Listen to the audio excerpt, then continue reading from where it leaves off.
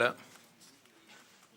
Merci Monsieur le Président. Donc je vais présenter les amendements, la proposition d'amendement qui a été faite par le groupe Métropole Écologie Citoyenne et Solidaire. Donc l'objectif est effectivement pour nous de garantir l'autonomie du Conseil de développement tel que c'est écrit dans la délibération et de renforcer notre métropole citoyenne. Juste avant de présenter les amendements, c'est vrai qu'on a demandé à rencontrer, on a sollicité un rendez-vous avec la nouvelle présidente du Conseil de développement. Et on avait d'ailleurs rencontré l'année dernière l'ancien président, Monsieur Flamand. Sauf que cette fois-ci, le rendez-vous a eu lieu en votre présence à Madame la vice-présidente, dans un contexte dans lequel où vous comprendrez nos interrogations, parce que les questions posées en commission concernant l'autonomie garantie au Conseil de développement qui nous paraissait amoindrie dans ce nouveau cadre, vous nous aviez répondu que ce Conseil de développement n'était pas le troisième tour des municipales. Donc nous acquiescerons avec vous, in fine, que les échanges lors de ce rendez-vous ont été fructueux.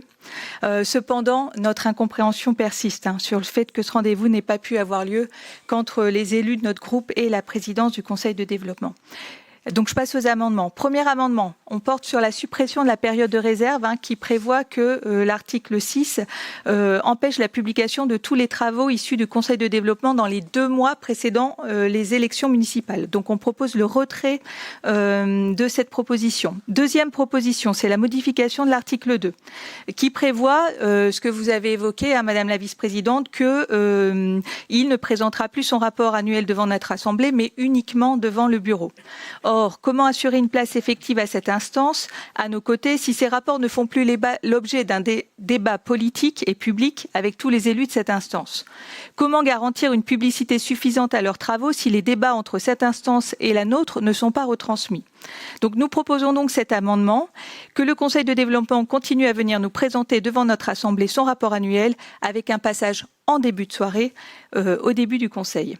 Troisième proposition d'amendement, c'est l'article 18 qui précise que la présidence de l'AMEL peut refuser la désignation d'un ou de plusieurs membres de la liste qui est présentée par la présidence du Conseil de développement.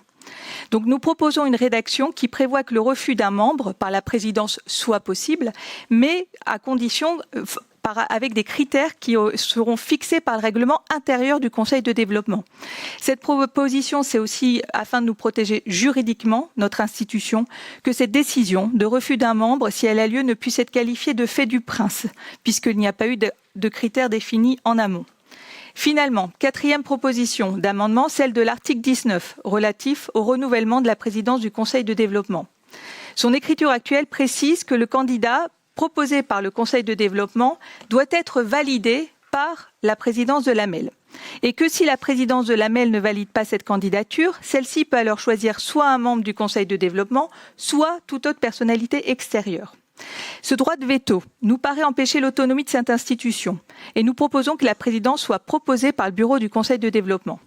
Nous proposons donc de conserver le système qui existait dans le cadre de coopération précédent en y ajoutant qu'à l'issue de son installation, une rencontre entre la présidence et l'AMEL, la vice-présidence métropolitaine concernée et la présidence du Conseil de développement est organisée afin de partager les grandes orientations et les perspectives de travail des 3 années du mandat. En conclusion, et c'est l'essentiel, et ce qui nous meut ce soir, nous souhaitons saluer la qualité du travail et des rapports rendus par notre Conseil de développement, notamment sur le plan de déplacement, sur le plan qui a été débattu ce soir. Et nous regrettons que le Conseil de développement n'ait pas pu présenter ses travaux face à l'ensemble des conseillers en commission. Nous pensons que c'est aussi le bon endroit pour débattre de ces travaux et espérons que ce sera possible régulièrement à l'avenir. Je vous remercie.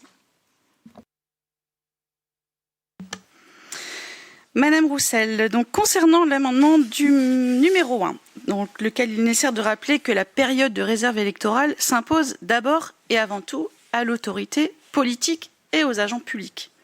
Cette période de réserve électorale a de fait un impact sur le fonctionnement du Conseil du développement, puisque toute saisie nouvelle est rendue impossible, tout comme la publication des travaux doit cesser durant ces 2 mois. Je tiens toutefois à préciser et à rappeler que le Conseil de développement peut poursuivre ses travaux durant la période de réserve et peut aussi même initier de nouvelles autosaisines. Concernant l'amendement numéro 2, il contrevient tout bonnement à l'entente du Conseil de développement, qui, dans sa contribution au pacte de gouvernance, a clairement stipulé, je cite, souhaitait présenter une fois par an les travaux réalisés et les perspectives d'activité du Conseil de développement au bureau de l'AMEL, organe devenu décisionnel dans cette nouvelle mandature. Je précise la possibilité du Conseil de développement d'intervenir en commission thématique, comme vous l'avez soulevé. Ça fait partie des dispositions prévues dans le cadre de coopération. Et j'inviterai d'ailleurs chaque année le Conseil de développement à venir présenter son rapport d'activité lors de la commission gouvernance en amont du Conseil. Concernant les amendements 3 et 4, je me permets d'y répondre en même temps puisque tous deux renvoient aux prérogatives du président de la métropole qui est le garant du bon fonctionnement de nos instances. Et donc, je propose de rejeter cet amendement.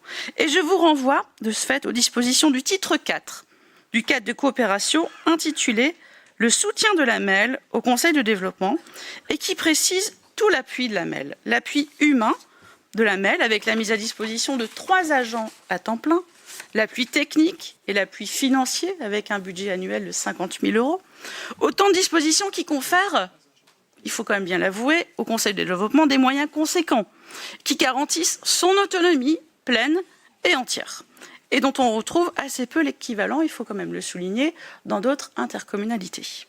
Enfin, pour conclure, je veux rappeler l'état d'esprit qui a régi l'actualisation de ce cadre de coopération. Un cadre solide, au service d'une métropole citoyenne. Et je vous renvoie encore une fois aux travaux du Conseil de développement dans leur contribution au pacte de gouvernance, où les membres ont inscrit, je cite, « Le cadre de coopération de l'AMEL et le Conseil de développement qui a fait ses preuves appelle seulement à quelques ajustements. » C'est pourquoi, Monsieur le Président, sur la base de ces éléments de réponse, je vous propose de rejeter ces 4 amendements. Merci. Merci beaucoup, Hélène. Y a-t-il d'autres demandes d'intervention? Non. Qui vote pour les amendements du groupe MECS? Qui s'abstient? Qui vote contre? Les amendements sont donc rejetés. S'il n'y a pas d'autres